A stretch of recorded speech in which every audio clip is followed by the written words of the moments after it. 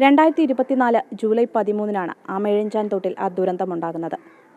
മാലിന്യം വൃത്തിയാക്കാനായി ഇറങ്ങിയ കരാർ തൊഴിലാളിയായ ജോയ് അതിദാരുണമായി മരണപ്പെടുന്നൊരു സംഭവം.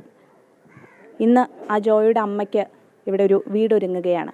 അമ്മയെ ചേർത്ത് നിർത്തുകയാണ്. അമ്മ നമ്മളോടൊപ്പമുണ്ട്. അമ്മേ, എല്ലാവരും കൂടെയുണ്ട് എന്നുള്ളൊരു തോന്നലുണ്ടോ ഇപ്പോൾ? എല്ലാവരും കൂടെയുണ്ടെന്നുള്ളൊരു തോന്നൽ ഇപ്പോഴുണ്ട്. എല്ലാവരും എന്നെ സഹായിക്കും. ജോയുടെ ഒരു വലിയ ആഗ്രഹമായിരുന്നൊരു വീട് എന്നുള്ളതൊരു സ്വപ്നമായിരുന്നു അല്ലേ?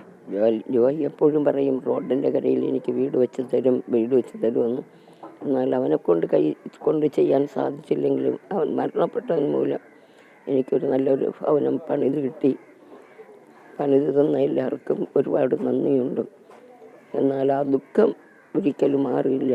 എനിക്ക് നല്ല ഭവനം കിട്ടി, സന്തോഷം തന്നെയാണ്. ആ ദുഃഖത്തെ മാറ്റാൻ ഒരിക്കലും എന്നെക്കൊണ്ട് കഴിയുന്നതല്ല. ഈ കോർപ്പറേഷൻ്റെ ഭാഗത്തു നിന്നൊക്കെ എല്ലാവരും വരികയും എല്ലാ പിന്തുണയൊക്കെ തന്നിരുന്നോ? എല്ലാവരും വന്നിരുന്നു.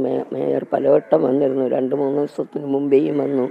കഴിഞ്ഞ ആഴ്ചയിലും വന്നു. ജില്ലാ പ്രസിഡൻറ്റും വന്നു. ജില്ലാ മെമ്പറും വന്നു.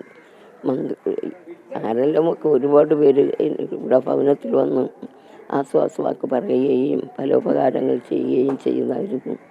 അവർക്ക് ഇത്തരണത്തിൽ ഒരുപാട് നന്ദി പറയാൻ. ഇപ്പോൾ അമ്മയുടെ ഒരു ജീവിതം എങ്ങനെയാണ്?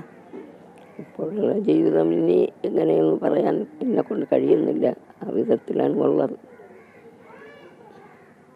തീർച്ചയായിട്ടും ജോയുടെ ആ ഒരു വിയോഗത്തിന് അല്ലെങ്കിൽ അതിനെ നികത്താൻ മാത്രം ഒന്നും നമുക്ക് നൽകാൻ സാധിക്കില്ല.